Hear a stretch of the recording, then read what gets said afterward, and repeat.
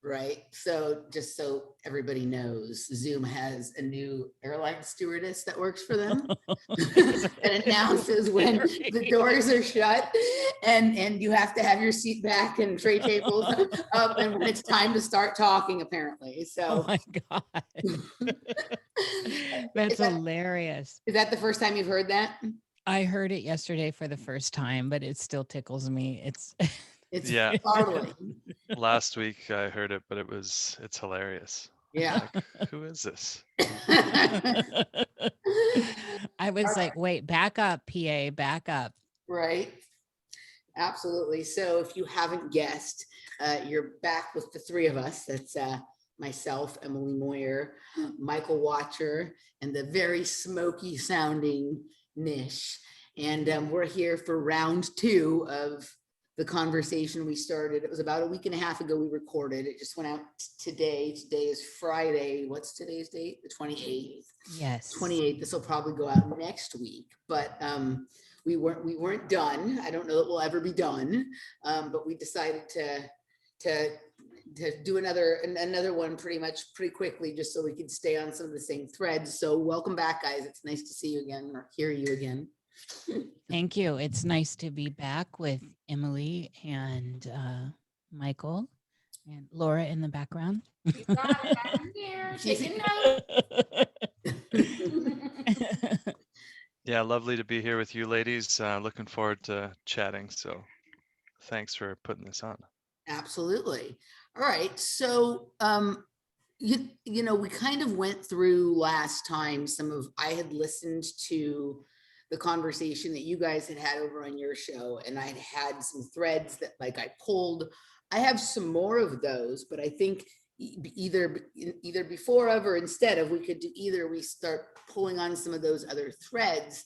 I just wanted to maybe pop back and see if there was you've gotten some feedback from the show. I just checked the comments on the show because it posted today, and there was a few comments. I didn't have a chance to go deep on them, but if there was anything that we kind of wanted to sort of revisit or that we have thoughts about from the first episode, and then, or if there's any kind of different way. And I think we decided mostly we're just going to make it up as we go along, but I just wanted to see if, based on the feedback you were getting, Nish, if there was any stuff that kind of came to the top for people. Well, I had just put it out. So the feedback I got was while people were still listening. Okay. And so I didn't get any questions yet, just that this is so great. It's triggering this and that and stuff like that. So it's been six, I think one on Patreon and then 4 or 5 through Twitter.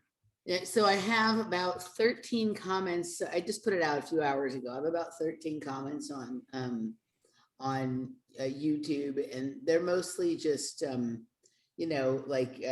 asking kind of questions. But here's an interesting thing. Somebody did comment that they thought that it was interesting that Michael Wachter and Aiden Wachter both do metalworking. I didn't know that Aiden Wachter also did metalworking. Oh, that's right. He does. I did know that. So I didn't know that. And then let's see, there's some of these are pretty lengthy. I'll have to read them another time. I'm not going to read them on air. And I haven't checked Patreon yet, but I feel like we put out, we talked about a lot of interesting points. I really felt like it was more of a tone of conversation that we put out that I'm kind of interested to see sort of how many people vibe with, you know what I mean? Yeah. It was a different, we weren't necessarily chasing down any particular information or trying to get to the bottom of anything. It was just sort of swimming around in a synchronicity and sort of time bending loop, loop soup, whatever. Loop soup. Soup, I like it. Yeah, we're also getting to know each other. So it's, and know how we work together. Yeah. So, Nish, you had said, well, you kind of wanted to get into a little bit more into some of the time stuff. I'm curious if it's because you've noticed anything funny with time in the week since we last met. Have you had any interesting time anomalies this week? Well, I wouldn't I don't want to just limit it to this week, but recently, Yeah. I'll say that. So in the recent past, I guess, in the last several months, and more so in the last 2 months, I have been noticing amazing gaps in timeline sequences. Mhm. And some people, I don't know that I want to fully embrace that they're Mandela stuff, or they're more like time slips, Mhm. like Starfire Tour talks about. And so what I've been noticing is where I feel like when I wake up sometimes from wherever we go, right? And that's whatever it is. I come back in and I'm in this scenario, this game set. I'm Nish, and the China's over there, and I'm sitting in my, I got my dogs, all that. But there are things that are different. And that's been something that seems to be consistent and amping. And I want to add on to that the increasing deja vus that Yeah. have been coming on. Now they've been increasing over the last couple years, but some of them recently, like I had one earlier when we were talking. And so they're just little, they're subtle. I mean, some of the monumental ones have been crazy. Like it feels like all day I keep hitting deja vu feeling like, oh, wow. But this new flavor of deja vu, they're very subtle. And there's something that feels a little bit redundant, like not as mystical as those really deep deja vus that you try to push into and hold on to. These are like, did I actually just walk in this room? It's like, well, maybe I did. I went into the kitchen to make tea and I came back, and then, like I'm questioning the nature of these new deja vus. There's a different feeling with them. Mm. And I'm wondering if there's a connection there with how everything is now getting connected now that 5G is officially really rolling out. Like it's official. It's been official for a little while, but it's really rolling out because the towers now are starting to really just pop up everywhere. And the more towers that pop up, the tighter the grid gets, which is the tighter the electrical circuitry around us becomes. And of course, it's trying to connect into everything like Wi Fi. And that includes us, and especially those people in the world that may have Morgellons. Allegedly, Alana Freeland says we all do. Uh, and I don't want to really go there, but a lot of stuff that's going on with the jabs that, Mhm. there are people's phones that are trying to now connect to them. And when they Mhm. look up the numbers, they find that that number is correspondent to their particular jab that they received personally. So there's that going on. And I'm wondering if these time slips, if these time anomalies, these subtle deja vus are part of this tightening electro net going around everything. Okay, so That's go ahead, Michael. Can I have a notebook?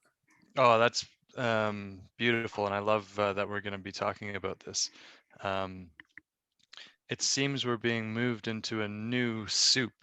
There's a reintegration, and part of the jab um, system is to put us into this new, uh, make us compatible with this new energy, I think. And I've had a couple interesting experiences since we last talked, um, and a lot of change in my life.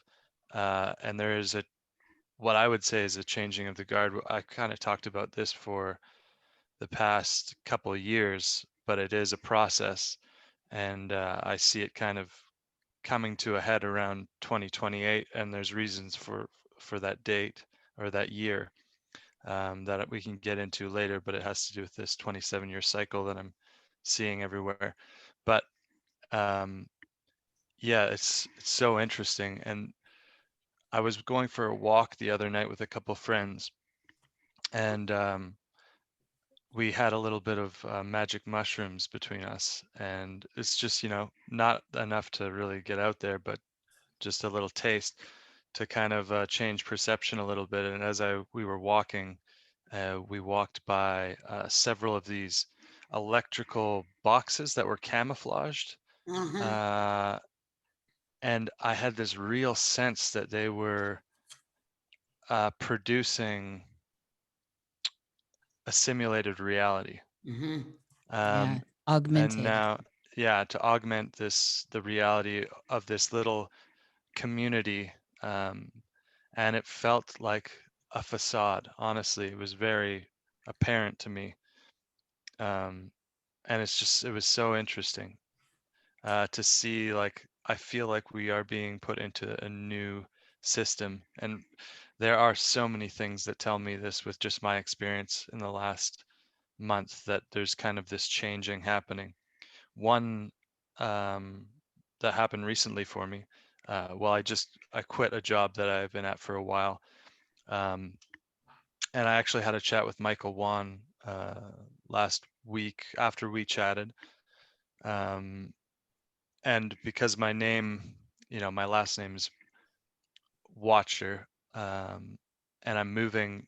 The job I'm getting now is an inspector job, so this is my new trade, as a weld inspector, and I've been a welder for, since basically after high school around 18. That's kind of, and I changed my name when I was 18. So now 19 years later, and 19 being a very interesting number, also to do with King, right? 1919 was the first portal that the the kid in the tower, I can't remember the main character's name, but it's how he went to the Twinner world. 1919 Mm. was the gate code, and 19 is really significant to Stephen King in a lot of his books, but specifically the That's the Dark year my Tower house was series. built too, 1919. Really? Yes. Oh, this portal. That is the portal, Yes. right? That You've is the been here. portal. Yeah. So that's cool. Very cool. But it's also 19's the hidden number in my number system. It has no value. It has no letter value. It's the hidden number. So there's two hidden numbers. One is 10, one's 19, but they start new cycles as well. So this is all really interesting to me. My final day at my welding job, was yesterday, and I look at the newspaper that's sitting on a table in our lunchroom, and it's because hockey's so big around here. There's an image of three hockey players, and the team is called the Flames. Um, there's something there, but also the headline was changes, and I was just Oh, like, wow, wait. that's interesting. Also, it said under that in a smaller font, uh, be your own boss, which is just like, well, I'm starting my business again, reviving it, actually, my old Omniarch corporation. So this is reviving something that's been dead for, I actually should find out when I dissolved it, because that would kind of be interesting. But there's this revival process happening right now for me, and I see it in a lot of things around me. And a very interesting change is taking place right now, and I think it's apparent for everybody. And as I think, personally, I think that the COVID stuff's going to die down a little bit, Mhm. and we're going to kind of go back Yes. uh, into a semi-normal cycle to get people. I think whole thing was a big switcheroo. We've got all these 5G systems being installed everywhere where no one can go and see, or like petition this because they're no longer in buildings, schools, all this stuff, right? So I think it's time to try out the new system. So get people thinking things are normal again, bring them back into spaces, and reintegrate, and then we'll see what happens from there. But there's I don't know. There's much more I could say, but I did cut Emily off, so I'd No like for. worries. So, this is probably super annoying. I could probably do an entire show analyzing the things just the two of you said in the last 15 minutes. So I'll just start down my list, and when you guys get bored of my analysis, you let me know. So Michael, just in response to the last thing you said, and then I'll loop around and start with Nish, like they're checking to see how many people have noticed that the reality has been augmented since they left the game board previously, right? Mhm. Yes, that's the, I mean, I totally, for sure. All right, so let's go back to Nish. You brought up deja vu. I wanted to ask you specifically, although both of you can answer the question. Do you remember the first time you ever experienced deja vu? I do not actually. It is, I mean, I do not, but I've always loved it. So I've always embraced it. And I'm one of those people that, like, if it's happening, I don't care what's going on. I stop everything and I try to push into it. I can be in a conversation sometimes and I turn away and go inward, and I really want to access what is going on. And most of the times, deja vus have always been related to dreams. I can remember a dream where I'm like, oh, I remember dreaming this. And then I can go back and look and find it. And so there's that aspect. But I'm thinking they've been happening my whole entire life. I was just curious because you have this incredible ability to like you remember your first memory was when you were in the crib when you were 6 months old and whatever. Or So no, I was younger than 6 months. At that house we lived in, we moved when I was 6 months. okay, but it was incredibly young. Like I think Yeah. the youngest I've heard anybody else claim a memory is 2. Yeah. Right? Well, and then there's Lada. She has pre-memory. Okay, I haven't listened enough to Lauda to be as familiar with her dream spaces or memory space as yours. Yeah. But you know, yeah, okay. So, but as far as the people that I know and talk to and whatever, most of us will like say that our first memory is somewhere between 2 and 4 or something like Yeah. that we can Yeah. really remember with any depth, right? Okay, so the reason I asked is because I was trying to think if I remembered my first deja vu, and it's hard to know what to identify something if you don't have like a word for it, right? So like I've always had weird things that felt like this happened before, but I never heard a conversation. I remember instead what I focused on was the first time I'd ever heard deja vu discussed, which it had happened to me before that. And I may have even heard the word, but the first memory I have of deja vu in any sense that like means something that I can tell you about now was when Rosanna Arquette said, "This is all deja vu" in Desperately Seeking Susan. Oh, I love that movie. Right. And so like one of the things that's been right, you remember that? This is all deja vu. Yeah, I totally do. Yeah. Right. Okay. Yes. And so like one of the things that's been coming up quite a bit and the stuff that I've been doing is this deep dive into like the very strange underlying, the below layers 1, 2, and 3 of the strangeness with a lot of the pop stars, right? We've done a pretty big dig on Deborah Harry, a pretty big dig on Tina Turner, right? But like the Madonna thing is weird, right? Like Madonna does not, for how much I liked her when I was younger, and for like how much was made of her in our time, like I did not figure her that much into a lot of my programming until just a couple of years ago. And it was in a very different way than I would have expected. Right. Yeah. And when I'm just like, and that's just starting to become part of the conversation, and Michael and I's back and forth, and people are starting to ask me, well, what do you think of Madonna? You've talked about these other people. What do you think of Madonna? And so here she is again right now, right? Because in the movie, Rosanna Arquette has the deja vu right at the time that there starts to be confusion over who is Susan. Yes. Right. Yes. And this, so like this interchangeability. And I think that like, you know, that was really like Madonna was around musically for about a year and a half before that, but that was like part of what really busted her through. Right. And so like, and she's been a constant presence in our reality. Like even like, it's fucking weird, dude. Like, there's nothing to say, but she won't go away. Right. Right. Like in some ways. And I think we would all agree that like the thing we're looking at now is not the same thing that we were looking at before. It's not the same Madonna. So there's been a replacement. and there's Yes. confusion. And it reminded me of that scene in Desperately Seeking Susan, right? And there's always been confusion about Madonna because she certainly didn't act like what people's perception of quote unquote a Madonna would be, right? So Right. who is this person? And then I think she had another song called Who's That Girl, right? Yeah. Yeah. And Okay. same period. That So same there's period. something like, right, like I just had this hit when we were talking, when you were brought up Deja Vu, somehow that like she is somehow some sort of symbol for something related to that, right? Didn't she have a DNA collector? Someone that followed her collecting all of her DNA everywhere she went?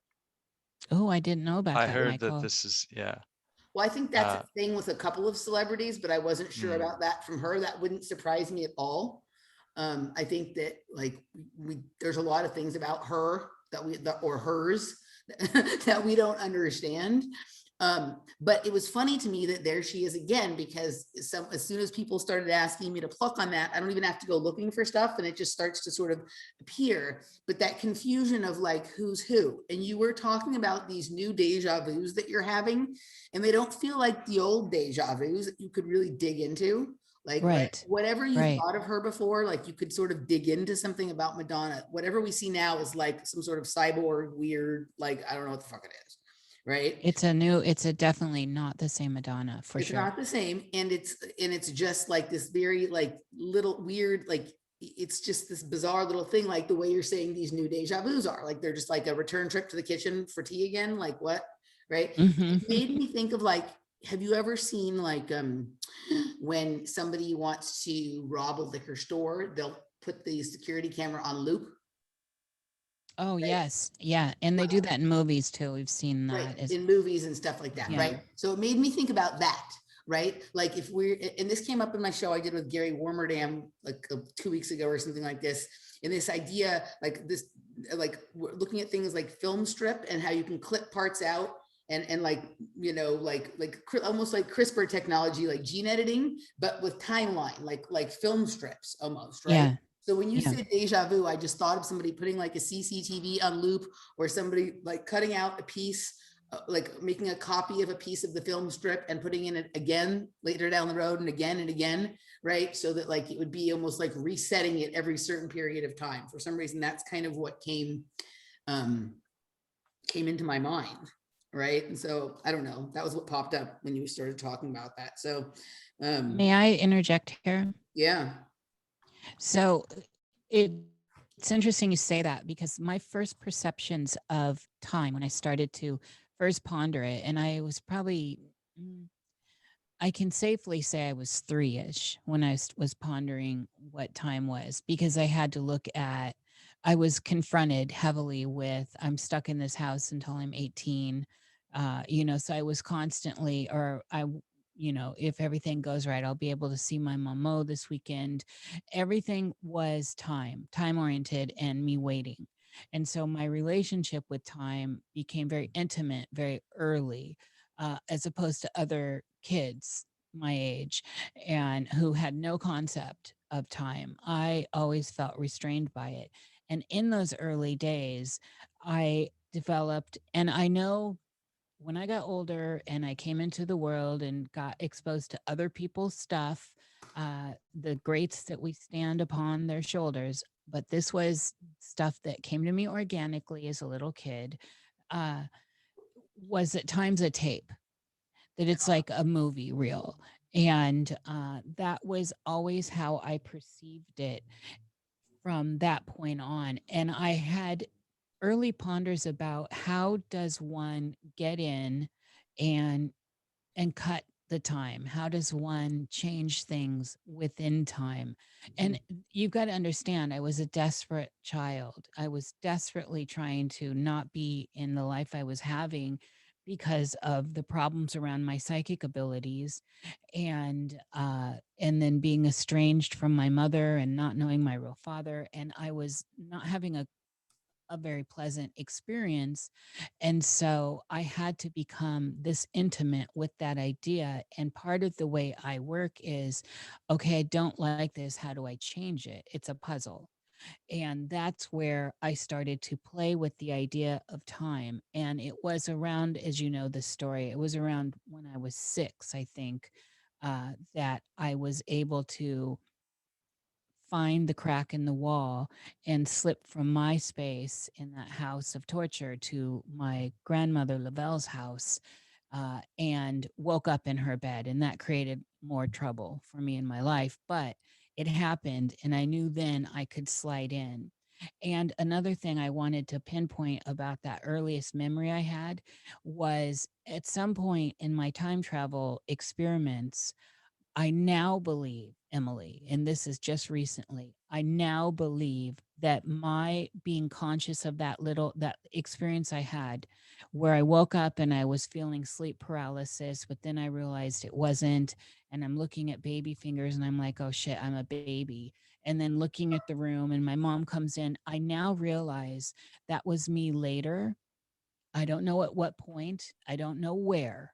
I don't know a lot of stuff about this, but I now realize it was me at some other point jumping into the timeline. And that's where I jumped in. So it's kind of similar to the experience I shared with you guys last time about how when I heard you guys talking and there was the audio distortions, I suddenly realized that was the memory I'd had from something back in 1999, right? Like this, so you accidentally jumped back into the wrong point. I don't know that it was accidental, because what I'm doing now and what I'm trying to take people through the process of doing through their own genealogy, because there is something to the genetic chain that links you to timelines that are Yes, there connected is. to your genetics. Yes. And it's the easiest way to start time traveling, at least in the retro, in the backwards, allegedly backwards. And so Allegedly. right, because it's, we know more than that. And so when I started to realize that I'm coming into this realization now, and this practice is getting very honed in. I'm getting very good at it, jumping around in my own timeline and in my genetic code. Uh, that I now realize at some point I did this, and this was also ties into the fact that I had this friend that was like my special invisible friend, but her name was Julie Bain. And I mean, she had a specific name and everything, and I would never think up Julie as a name. I've always been a little strange, and it would have been something a little more exotic, but that was the name that came through. And of course I'm related to Baines. My mother's a Bain. And so I didn't know that, by the way. I didn't know my mother's maiden name until I told her my friend's name, and she said, "Well, that's my maiden name." And that's when that came on to me very young. And so I realize now that it was me, my higher self, my spirit guide that was calling itself Julie Bain was actually me interacting with my young self that I perceived as different. And I'm still not sure why I would choose that name, but the synchronicity of that name was that's the moment my mother and I had uh, that light bulb experience where I pull out this information. Yeah. And she says, well, this is your bloodline. This is who you come from. And we had that talk. So that's what I'm saying. All of a sudden, I'm starting to realize that all of this stuff is somehow interrelated, inner space to my own conscious journey, traversing all this. Now, where I overlap into the outer world, I don't know. I don't have the answers for that. But everything now that I thought was mystical was by my hand future. Yeah, My future hand. Yeah, I definitely, I have in a very different way than you. Like, I haven't done my genealogy. I don't really know how to do that stuff. Maybe you and I can sort of do some of that at some point. Like, I can't see much past the people in my family that I know. I can't really seem to get any clear answers on much of anything from my relatives. But what you're talking about as the things that I used to think of as mystical or give some very exotic, weird, twisted explanation for, I now see as my future self having done them. Yes. I've come to that conclusion in a completely different way than you've come to that spot, right? Michael, did you have something that you wanted to say in response to any of that? Oh yeah, for sure. So I just quickly did deja vu in the number system just to kind of have a look. And we've got some interesting numbers here, and it kind of has to do with DNA. And Of course. so we have The great time travel device of all times. Exactly. yeah.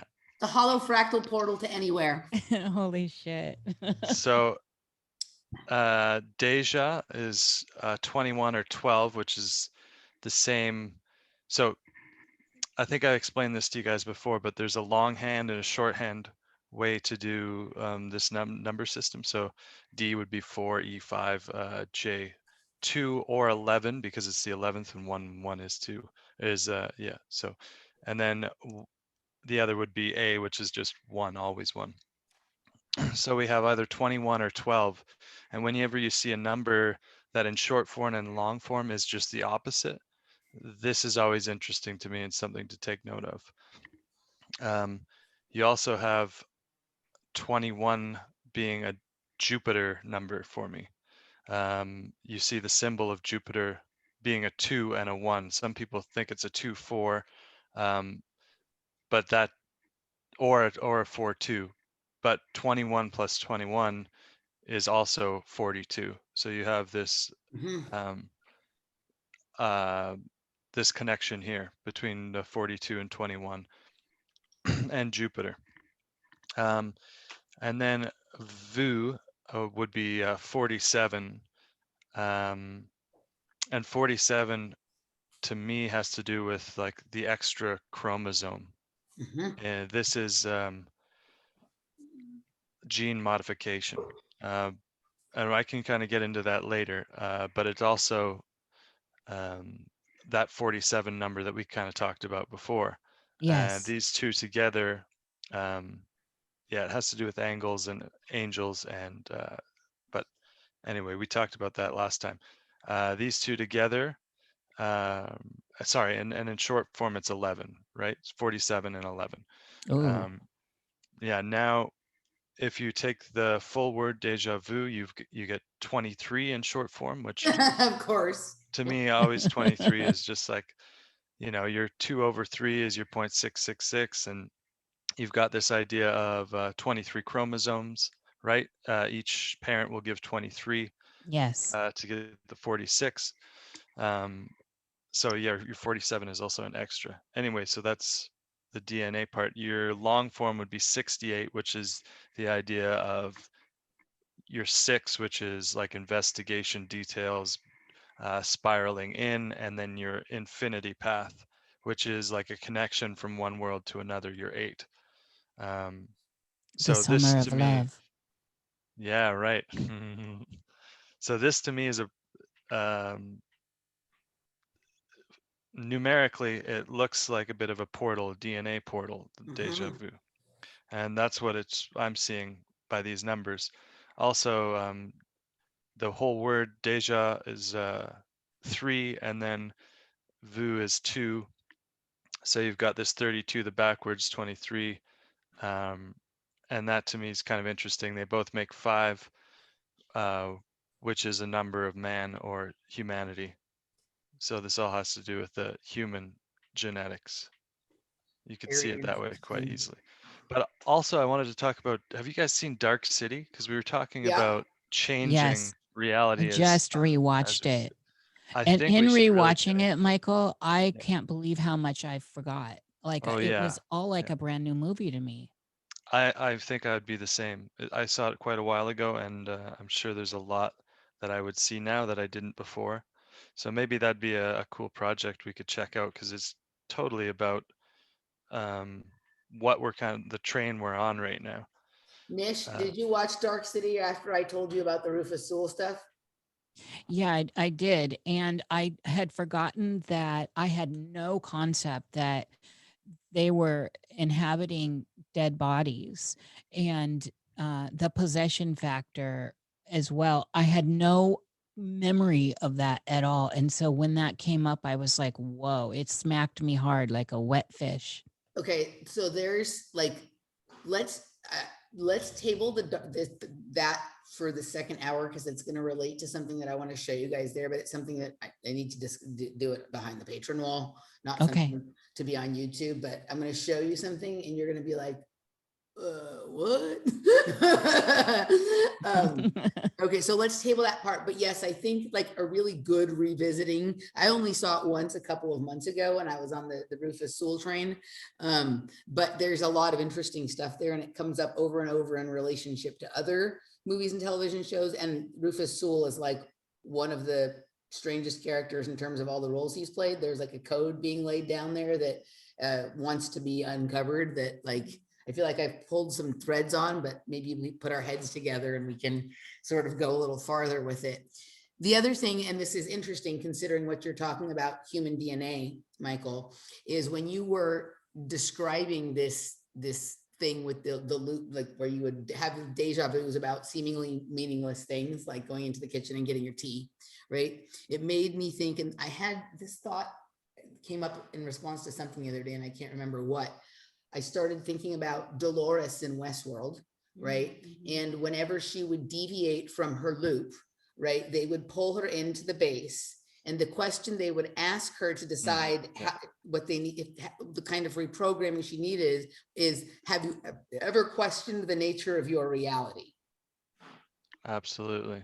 Right. And when you were Yes. thinking, when you were describing yourself with these things, I feel like this is the deal. Like this is like really more what all the surveillance is about than about like trying to bust any of us or catch somebody doing something naughty or anything like that. It's to monitor who is recognizing that the nature of their reality is not what they thought it was, or not what they believed it was yesterday or 5 minutes ago or 5 seconds ago, right?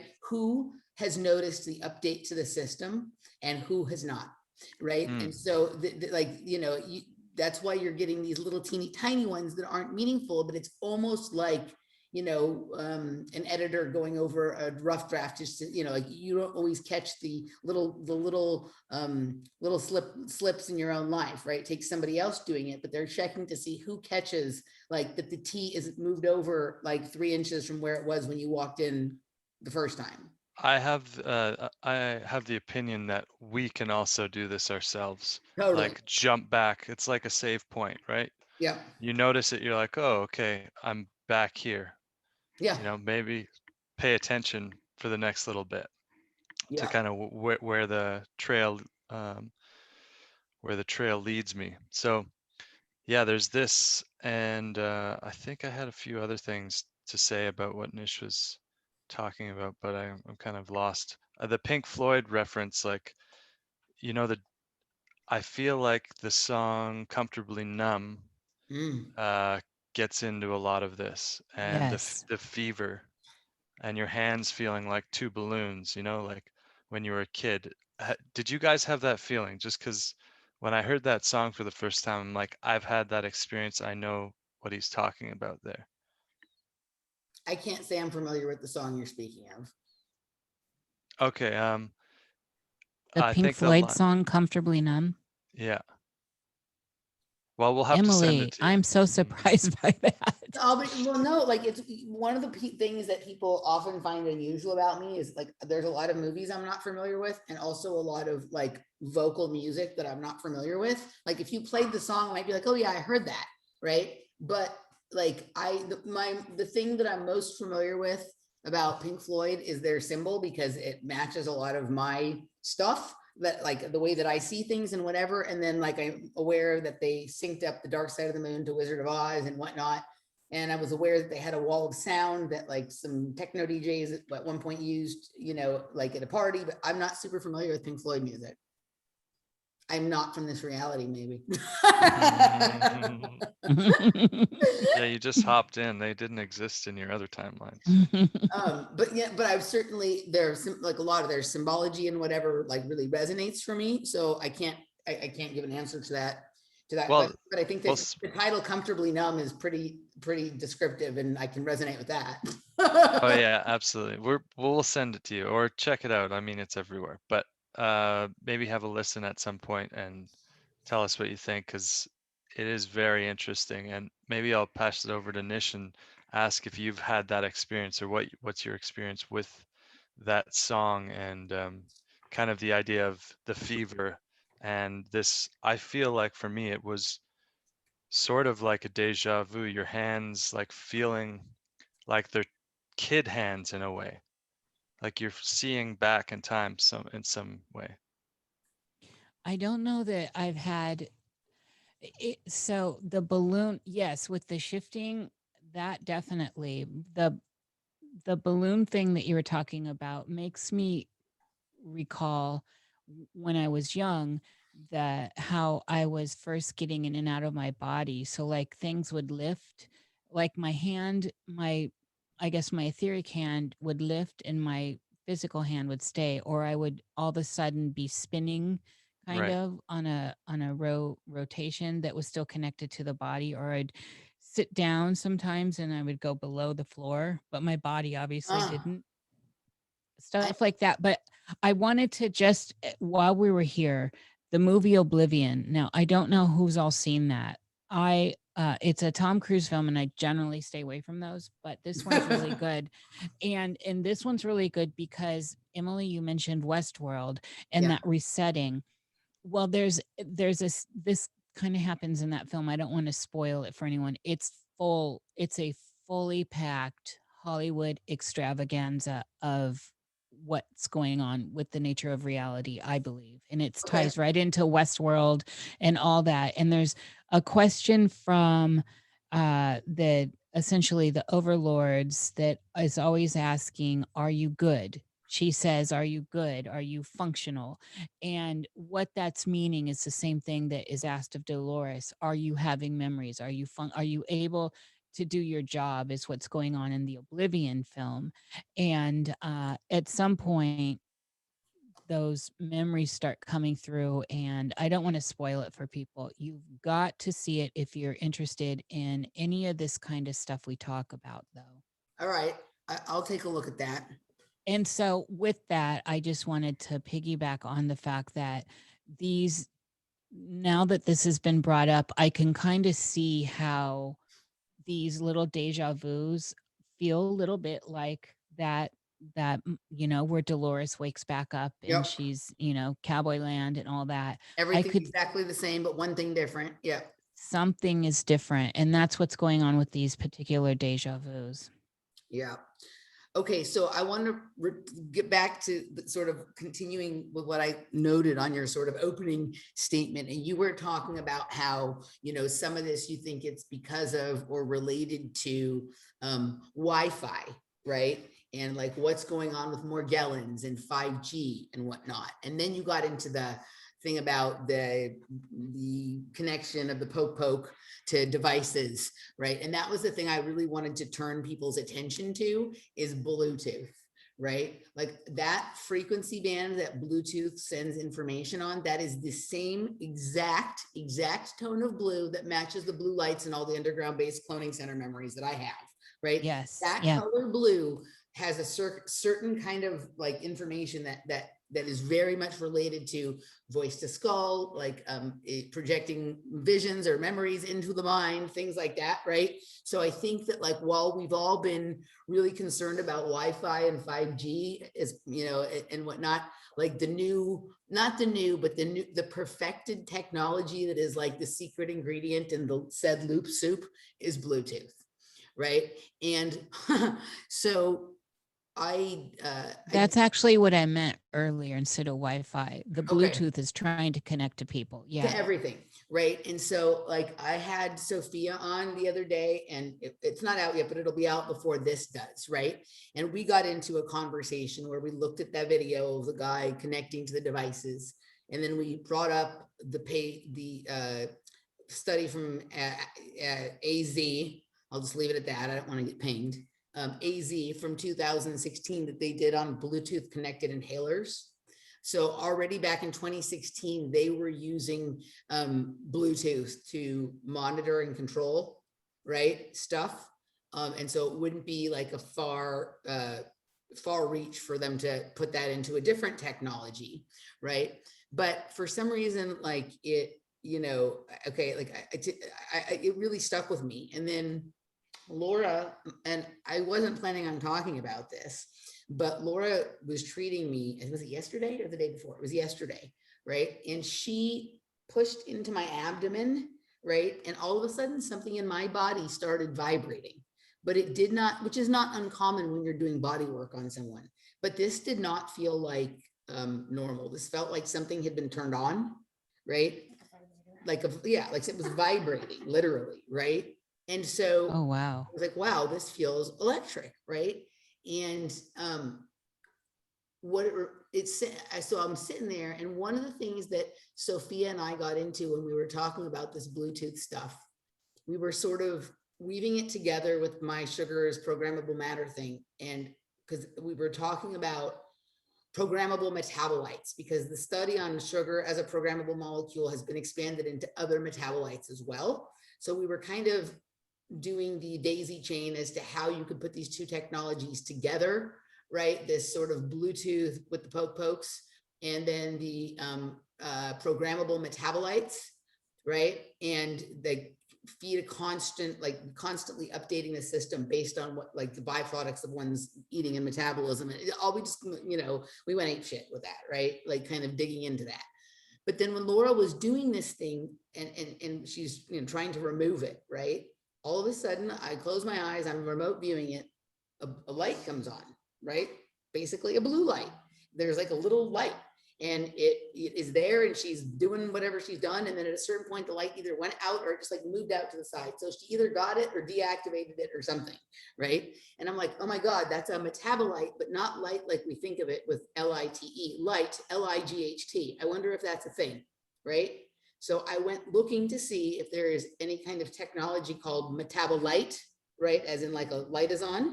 And I found some stuff. I haven't found enough to deliver a full sermon on it yet, but I did find that there's been quite an amount of research done on this, and it relates to things like astrobiology, which was a new term to me. So that would be like some sort of combination of like astronomy or astrology and biology of your body. And this was all about like cross species, the cross domain, like metabolism stuff. And I was just like, what? Like, I didn't mean to step into a whole nother puddle, right? But I did. It's inevitable. But I did, right? Like, that's just, that's just what I do at this point, right? And so like, I don't have a grand unified theory on this yet, but my guess would be is that there is some sort of little sensor lights kinds of things that are connecting or tagging or being activated by something that happens with our metabolism, right? And that is literally, when you have a Bluetooth device, when you turn it on, the blue light comes on. So these blue lights are what's interacting with this Bluetooth technology that is in the pokes. Yes, absolutely. The luciferase has a lot to do with that administration of helping that connection. It's funny. I have speakers in here that are, they were a gift. I don't buy Bluetooth stuff. I'm not having it, and I use it as sparingly as possible. But these speakers were expensive. It was a gift. Most people know not to get me Bluetooth stuff, but whatever. So I use them because they're nice, and I didn't want to be crazy like that and go, oh my God, why'd you get me this? And the light that blinks, I have to unplug it. That blue light that blinks all the time waiting. Now, we already know how dangerous that is on our flesh because it's sending out those waveforms and those signals.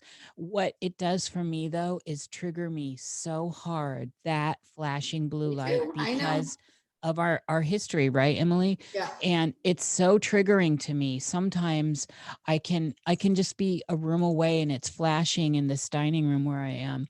And it's just like, oh my God, the triggering is so intense where I've had to breathe it out sometimes. So now I hardly ever use them. I keep it totally unplugged. I rarely use it unless I want to jam a song really loud and dance. Well, yeah.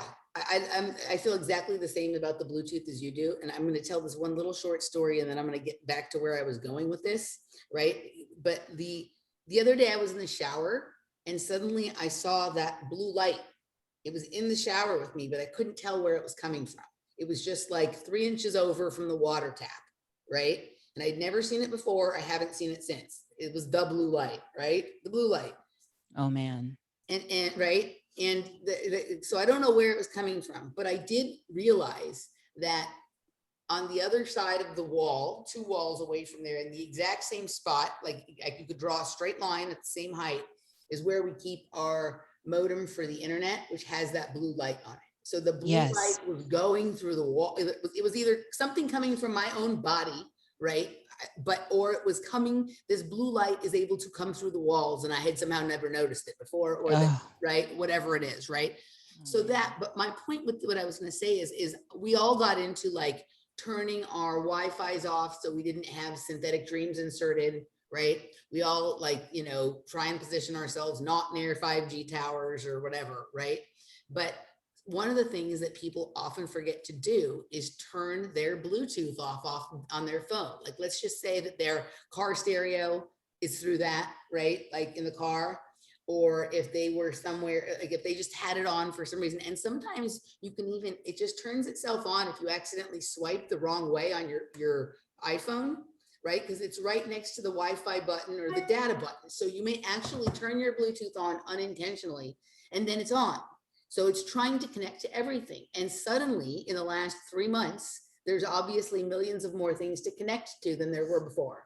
Yes. And so some of these weird, like one of the things we've noticed is like, this is the first place we've lived where it doesn't matter if we turn the Wi-Fi on or off at night. We have crazy dreams no matter what, like crazy, crazy, crazy. And there's no perceptible difference. Like before it would be, you might have a crazy dream, but you could tell the difference between a natural crazy one and a Wi-Fi one. Like the Wi-Fi ones had a synthetic feel to them, right? Yes. But now it's like we can't, they're all the same. And it's this constant, everything around you constantly trying to connect. And I think a lot of people missed Bluetooth's role in this, right? Because they were it's significant. 5G. Yeah, it's significant. And hopefully that people will start understanding how significant it is. And not only that, it's dangerous to us as well. So it's got this like double sting. Yeah. Do you remember in Westworld, in their underground base, it was lined with blue lights? Oh yeah, that, I mean, you know how I feel about Westworld. Westworld and OA. Yeah. Like my universe seems to revolve around those two narratives the most. And yeah, there's so much there. We could do a whole deep dive just on Westworld. We should maybe.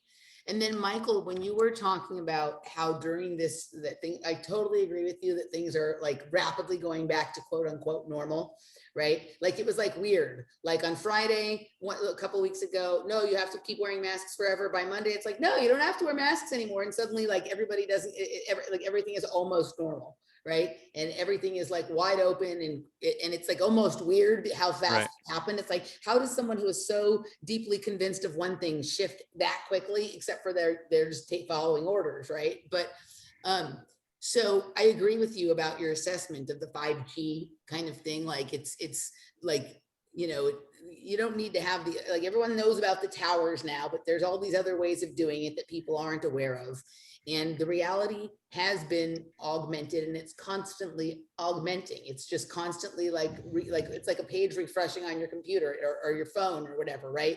Whether you do it or not, it does it itself every so often, right? Like when you're watching the hockey game, or I watch the tennis match, the score updates every certain number of minutes or seconds or whatever.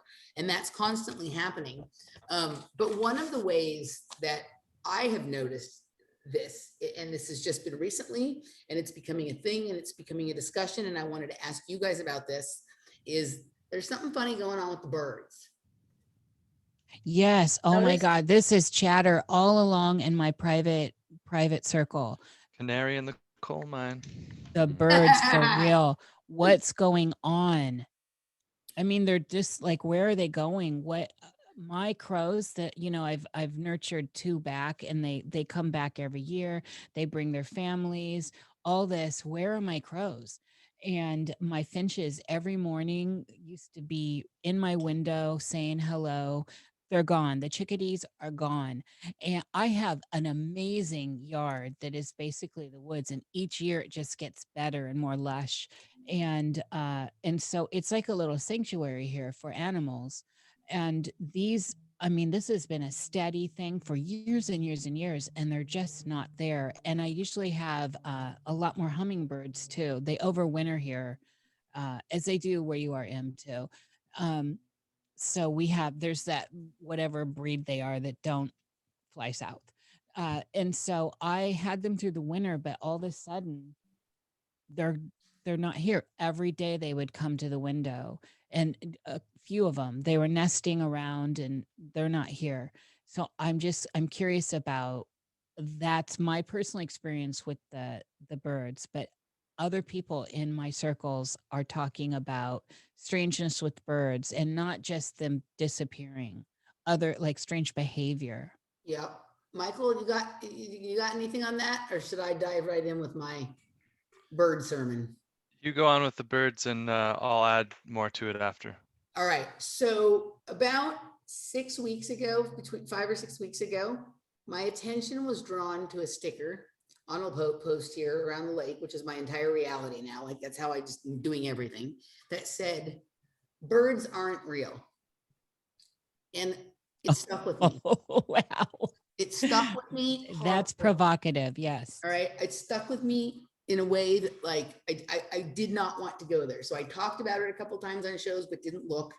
And then all of a sudden, one day when Laura and I were on the way up to Dallas and she was driving, I decided I'm going to look up birds aren't real.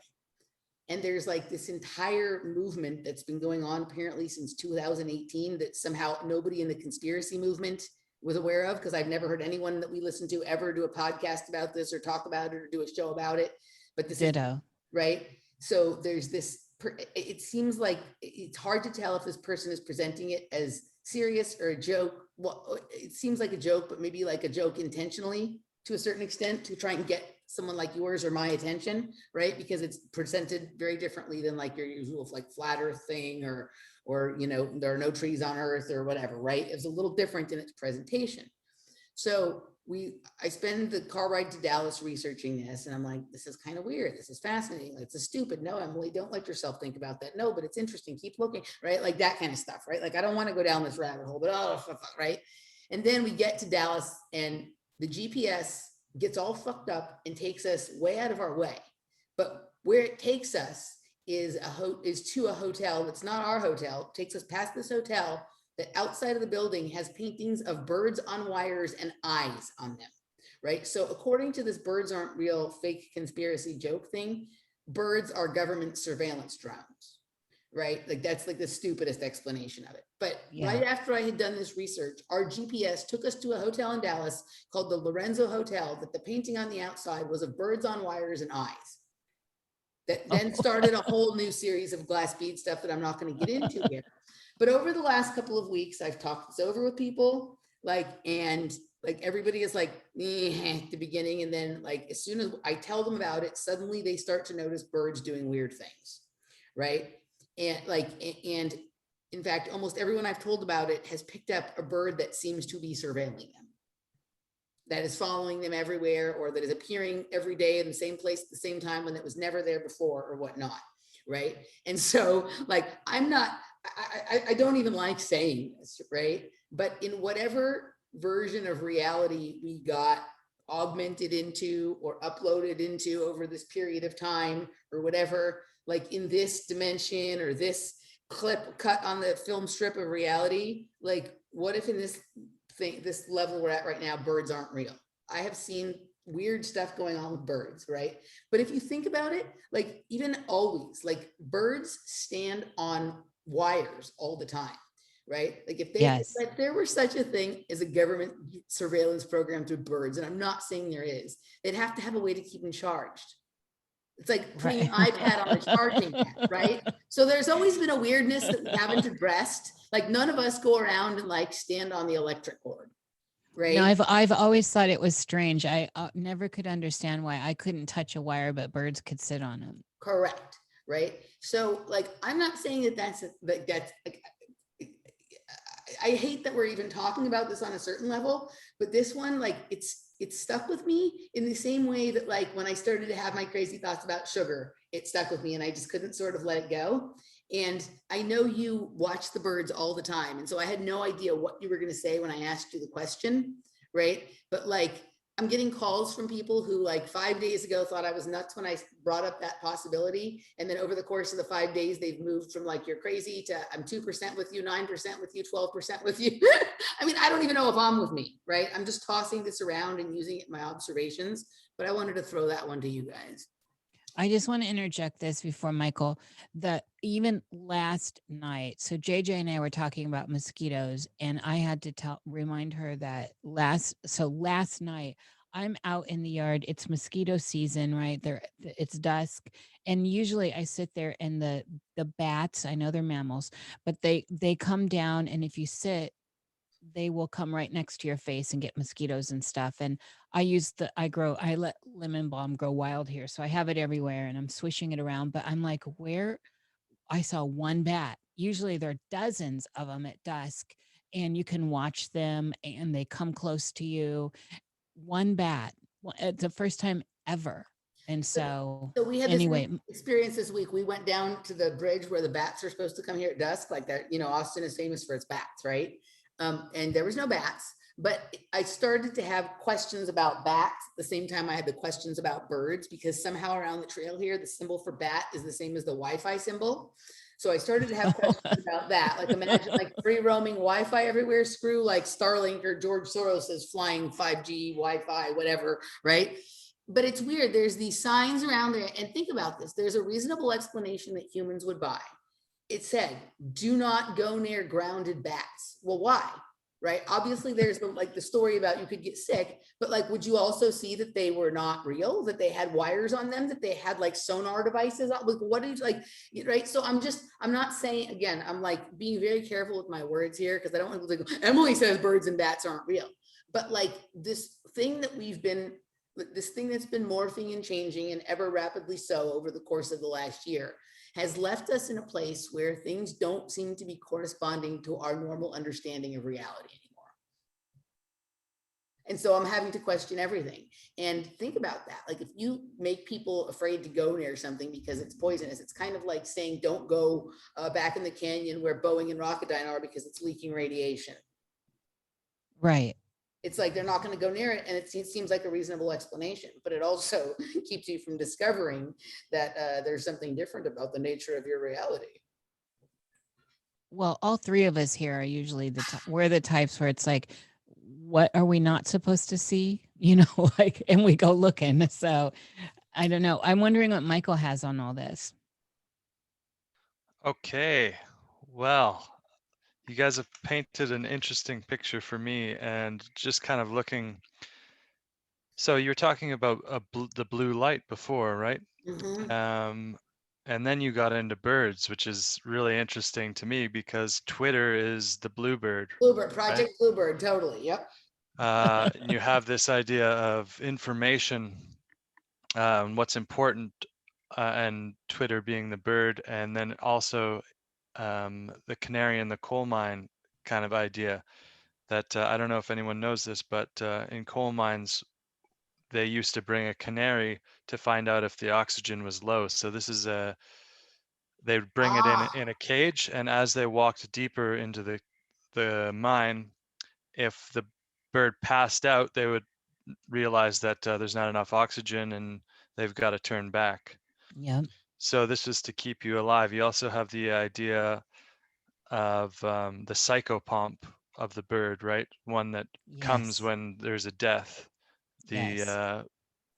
The gives you a message from the other side.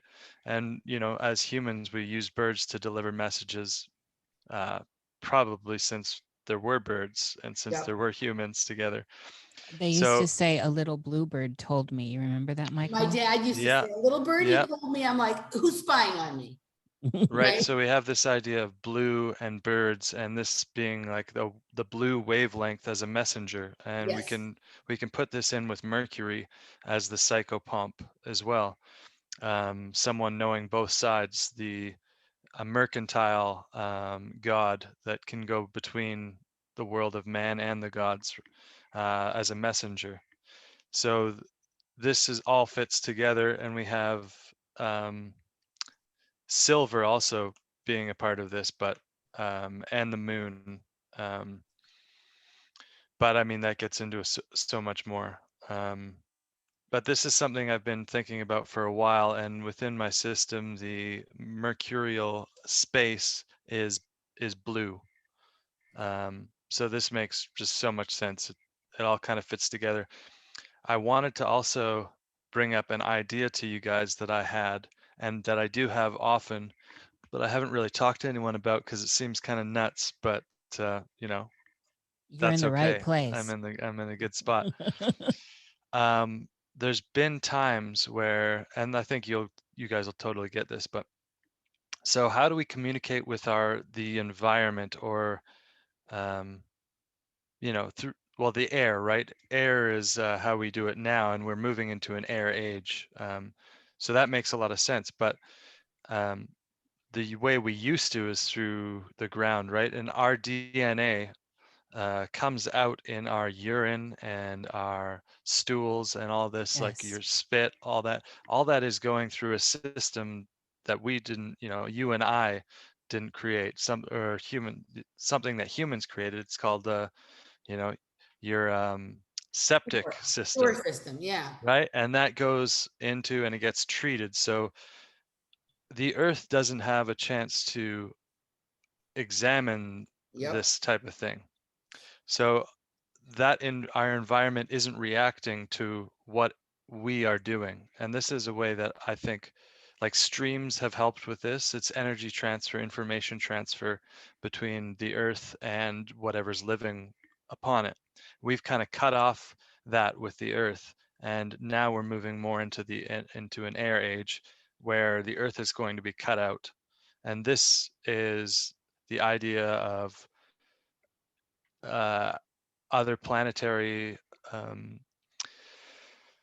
exploration and pushing people in this direction, right? Whether it's real or not is kind of hard to say, as we've talked about before. And we talked about the Mars issue and Musk, and we talked about total recall and the idea of being in a simulated reality, thinking we're going off planet. So this all ties together. We've got so much here. So, you know, I'll let you guys speak for a bit now, but So it was interesting what you just said about the sewer system because sometime last year I started like I've been saying it privately for a while, but I was too like there's only so much wackadoodle shit I'm willing to attach to my name before they come get me. But like I had been talking privately for a long time about like that they were surveilling our poop, that they were surveilling like the right that that's the whole purpose of the sewer system was not just sanitation. It was like just like if you know this, Nish, if you pee in your garden or put little your blood or your spit in your garden, then your vegetables will be more designed to meet your nutritional needs, right? Like, you know. Oh yeah, I'm glad mhm. this is getting a lot more airplay recently And too. so my whole thing was like, okay, so like literally, I think my thought, like, let's pretend for a second that like our brains aren't infiltrated with all this reading wave technology stuff, right? But I'm having my own thoughts, especially like if I'm having interesting ones, or especially when you have like let's say you do something like mushrooms, or you take some kind of thing that will have a metabolite of a certain type on the way out, right? And you have like an interesting insight or a thought or whatever, and then you go to the bathroom, I think it's recorded. I think our thoughts and like the constant condition of our physiology and all that stuff is all recorded on our urine and feces, and they're collecting it. And I don't know that they have it That's down. why you should piss in a stream, honestly. Right. I don't know Especially that it's like they have it down to the point where they're like targeting a certain frequency based at meat, but they're understanding the overall thoughts of the collective in a different way than through the internet, right? Like, what are our bodies recording? Like, because our bodies are sometimes smarter than our minds and pick up different information. Like, what is the, you know, like, how did they come up with that, like, you know, what the impossible burger is going to be made up of, right? It's based on looking at what our body's doing and trying to disturb the certain process or emphasize another process or whatever it is, right? So I literally, had been thinking that for a long time. And like, when I would do like trips, like mushrooms or something like that, a lot of times, like, I won't go to the bathroom in the toilet because those thoughts belong to me. Right. I'm not sharing them with whatever the surveillance system is. And then Exactly. so I said it. I finally came out and said it at Robert's conference last year. Like, we were having a conversation about why the Tartarian buildings don't have toilets or sewer systems, right? And I just laid it out on people, right? And then the next week, just like kind of like with the sugar, MIT came out and said that they were going to start surveilling the sewers to try and catch COVID in the sewers. I'm like, that's the fancy way that they tell you that they've been doing it for a long time. Well, also we get our water back to drink. To So it's drink. this recycling process Yeah. where, and they put stuff in the water, cleanse it. Water is also memory, right? You have, Totally. in Hebrew, mem is water, and it equals 40. And you also have, Emoto's work showing that water holds memory. Totally. So this is, it's all a part of the system that's being kind of cut off in a way. They have programmed water now, right? Like, they see what is going, what, like, our body gives off this stuff. They analyze that, decide what to feed back to us, and then collect more information on the other side. And it's this constant, like, recycling or feedback loop of information, but with most people not asking any questions about, like, who's reading the analysis and deciding what goes in next. Guys, I think we are agents of something else, to be honest. Like, we have put ourselves in a system to get out information. And I've had this thought multiple times, but the idea of coming in and pulling something out, like, you can take this two ways. Either we inserted ourselves here to find out about the system and how to get out, or the system was created by us for us to experience things and learn and then get out, right? If you think about Philip K. Dick's last book that he never actually wrote, it was called Owl. So has this idea of the bird there too. The main character was named Owl, and that's, in my number system, OWL is the same numerical value as GOD, with God and owl are the same value. Now, in this novel, Owl, the main character, had set up a simulated reality for himself to learn certain lessons in a smaller amount of time, as as this training ground. Now, Owl was a bit too smart for the system and kept finding out that it was a system. And then the system would have to interact with him again and put him back in the system so that he would still be able to learn, but he'd constantly figure it out. And then, so it was kind of defeating the purpose of the system. So his system had to get smarter. And I don't know the end of the book or how it would play out because it was never written, but this idea is a very interesting one to me. And I always feel like the reality I'm in is for my ultimate good, Yeah. I think Philip K. Dick got it more right than almost anyone else, right? Like, I think that, like, Yes. he was, I don't love using this language, but it's the best way for people to understand. He was the first person to recognize that he was a targeted individual. And I don't mean that like in the poor me, oh my God, that everyone's after me kind of sense, although yes, in his case, in some ways it was sort of like that. Like, this stuff had been going on for a long time to everybody, and he was the first person to give voice to the odd things that he observed in a way that has proved to be right this many years later. Like, he Yes. literally has predicted the panopticon that we are living in because it was always here. It's just taken us this long to catch up to where he was in 70s. Well, he got the pink beam in 74, right? Yeah. 2374.